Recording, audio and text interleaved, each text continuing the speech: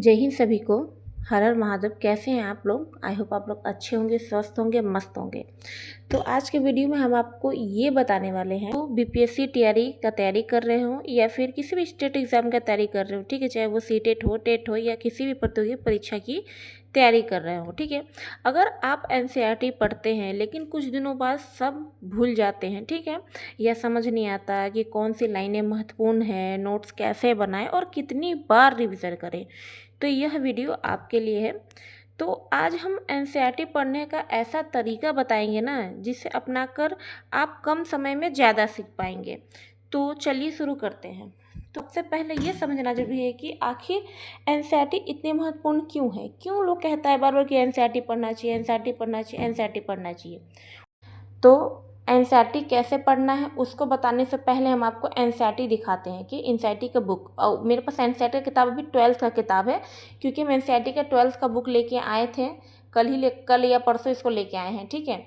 2-3 दिन हो गया लाए हुए, क्योंकि हम 12th का एनसीईआरटी इसलिए लाए हैं क्योंकि इसी टीआरई 4.0 के परीक्षा के दृष्टिकोण से काफ़ी महत्वपूर्ण है, इसलिए हम इसको लेके आए हैं। देख सकते हैं भाग 1, भाग 2, भाग 3। तो आप लोग को दिखा देते हैं ताकि आप लोग भी एनसीईआरटी ला के अगर लाना हो तो देख सकते हैं कौन कौन सा टॉपिक है इसमें, ठीक है। देख सकते हैं कुछ इस तरीके से भाग 1 में ये टॉपिक आपको मिलेगा, भाग 2 में इधर, और देख सकते हैं आप लोग भाग 3 में ये कुछ इस तरीके से एनसीईआरटी है। बहुत ही अच्छे तरीके से समझाया गया है। तो इसको अब हम पढ़ना शुरू करेंगे।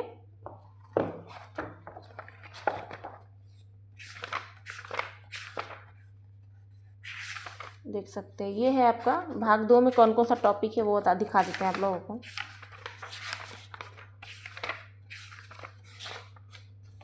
देखिए ये है भाग 2 में ये टॉपिक आपको मिलेगा, भाग 3 में ये सारे टॉपिक सबको मिल जाएंगे, ठीक है। और भाग 3 में आप लोग देख सकते हैं ये मिलेंगे, और ये, और जो आपको 12th के लिए एक टॉपिक बताए थे जो आपको पढ़ना ही है, कम से कम 6 से 7 बार उसको आपको पढ़ना है, वो हम दिखा देते हैं इसमें कहाँ है, ताकि आप लोग भी पढ़िएगा। देखिए ये आपको बताए थे ना क्लास 12th में, महात्मा गांधी और राष्ट्रीय आंदोलन, ये इंडियन नेशनल मूवमेंट जो 8 नंबर का आता है उसके लिए आपको ये पढ़ना है, ठीक है। ये पढ़ना ही है, पढ़ना है, ये याद रखिएगा। तो ये है 12th का एनसीईआरटी, ठीक है, जिसको अब हम पढ़ना शुरू किए हैं। और आप लोग को और हम कल के वीडियो दिखाए थे ज्योग्राफी वगैरह का नोट्स, तो ये इससे हम तो ज्योग्राफी पढ़ ही रहे हैं। और अगर आप एनसीईआरटी का बात, एनसीईआरटी सार है, इसको अभी हम पढ़ रहे हैं, ठीक है। आप लोग देखे ही थे इसको। और ये है पॉलिटी का है, और देखिए ये भारत का भूगोल का है जो आप लोग को नहीं दिखाए थे, तो ये है भूगोल का भी एनसीईआरटी है मेरे पास, ठीक है। तो भूगोल का भी यहाँ से आपको इस 3 किताब का तो पढ़ना ही है। और सबसे कि मेरा 2 सब्जेक्ट हिस्ट्री और पॉलिटी है, तो ये तो हमको पढ़ना ही है 2 से 3 बार, ठीक है। तो आप ये लोग मत देखिए कि फॉर्म अभी नहीं आया, पढ़ना शुरू करें कि नहीं, ये भी तो देखिए कितना डिटेल उस एग्ज़ाम में पूछा जाता है।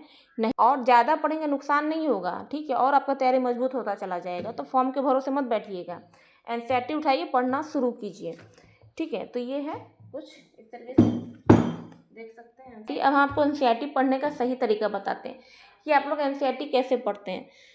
तो सबसे पहले ये बताइए कि एनसीईआरटी क्यों पढ़ें, एनसीईआरटी पढ़ने की ज़रूरत क्या है हम लोगों को, क्यों एनसीईआरटी? क्योंकि तो देखिए एनसीईआरटी इसलिए पढ़ना चाहिए कि अगर आप, सबसे पहले ये समझना जरूरी है क्योंकि लगभग सभी प्रतियोगी परीक्षाओं का बेसिक कॉन्सेप्ट एनसीईआरटी से ही बनता है, ठीक है, ये आप जान लीजिए। और एनसीईआरटी की भाषा अगर आप देखेंगे तो सरल होती है, इसमें जितने भी तथ्य होंगे ना सही और प्रमाणिक होते हैं, ठीक है। अगर आप बेस मजबूत होगा तो एडवांस किताबें भी आसानी से समझ जाएंगे, और इसलिए बिना एनसीईआरटी पढ़े सीधे बड़ी किताबों पर जाना सही तरीका नहीं है। समझ में आया आपको? तो अगर आपका बेसिक अच्छा होगा ना तब आप एडवांस की किताबें समझ पाएंगे, बेसिक अच्छा नहीं होगा तो एडवांस किताबें आप नहीं समझ पाएंगे, ठीक है, इसलिए इम्पोर्टेंट है। और देखिए जितने भी मेरे भाई बहन हैं वो पता है कहाँ गलती करते हैं एनसीईआरटी पढ़ने में। आप देखेंगे कि पहली गलती वो ये करेंगे कि एक ही बार पढ़कर याद करने की कोशिश करेंगे। आप लोग हमें एक ही बार पढ़ ली हमको सब याद हो जाना चाहिए, नहीं होगा, एक बार में तो नहीं याद होगा।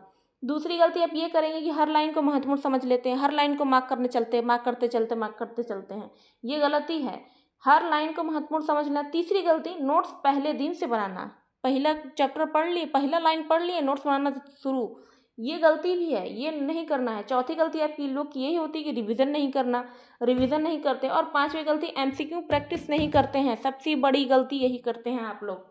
और देखिए अगर आप ये 5 गलतियाँ छोड़ देंगे तो आपकी तैयारी काफ़ी बेहतर हो जाएगी।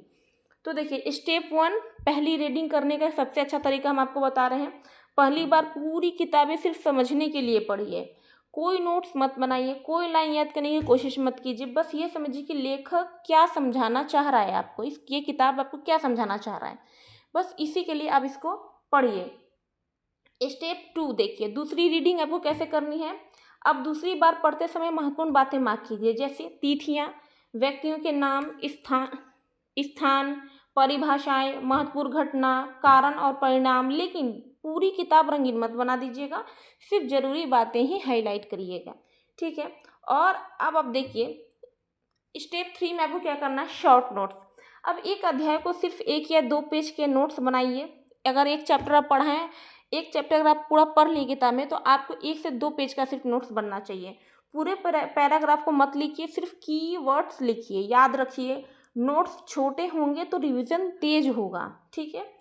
Step 4 MCQ practice. अब उस अध्याय से कम 20 से 30 प्रश्न हल कीजिए। अगर उत्तर गलत आते हैं तो वापस एनसीईआरटी खोलिए, देखिए कि अच्छा इस अध्याय में कौन सा टॉपिक से हमको मेरा क्वेश्चन गलत हो रहा है, फिर से उसको पढ़ने का प्रयास करिए कि आप कहाँ पे गलती कर रहे हैं। Step 5 revision.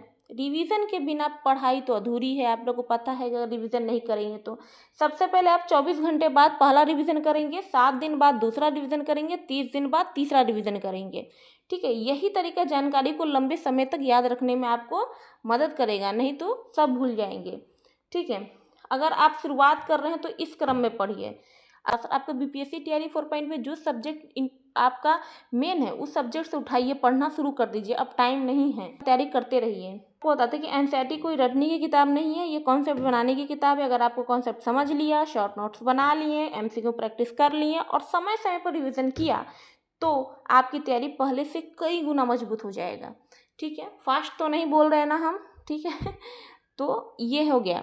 तो आपको ये चीज़ें करने बहुत ही महत्वपूर्ण है जो आपको बताएं कि एनसीईआरटी को कैसे पढ़ना है। यही कुछ इंपॉर्टेंट बात था जो आप तक हमको पहुंचाना था, ठीक है। जो भी बीपीएससी तैयारी 4.0 के कैंडिडेट है या फिर बीपीएससी तैयारी 4.0 के जो लोग तैयारी कर रहे हैं उनके लिए भी है, और जो किसी भी चीज़ की तैयारी कर रहे हैं उनके लिए भी एनसीईआरटी पर आपको पढ़ लेना चाहिए। हर उन लोगों को पढ़ लेना चाहिए जो गवर्नमेंट जॉब का तैयारी कर रहे हैं, मेरा तो यही कहना है, ठीक है। तो आप पढ़िएगा जरूर। अगर कोई बिहार से का तैयारी कर रहा है वो भी एनसीईआरटी पढ़ ले, एनसीईआरटी से ही क्वेश्चन बनेगा उसमें भी। आप लोग ये बताइए कि आपको समझ में आया कि नहीं आया, ठीक है। कमेंट करके जरूर बताइएगा। तो बस इतना ही था आज के वीडियो में। तो अपने उन दोस्तों को साथ जरूर शेयर करें जो प्रतियोगी परीक्षाओं की तैयारी कर रहे हैं। अगर आप चाहते हैं कि मैं हर विषय की एनसीईआरटी पढ़ने का सही तरीका भी बताऊं तो कमेंट में ज़रूर लिखें हैं अपनी क्लास में। और आप लोग माई टीचिंग जर्नी से जुड़ना मत भूलिएगा, उसमें हम अपना भी एंशिएंट हिस्ट्री भी मेरा चल रहा है, बहुत अच्छे से हम समझाने का प्रयास कर रहे हैं। तो जय हिंद, जय भारत। ख्याल रखिए और फॉर्म आने का इंतज़ार मत करिए, पर एनसीईआरटी पढ़ना आप शुरू कीजिए, लेट मत कीजिएगा। जय हिंद, जय भारत।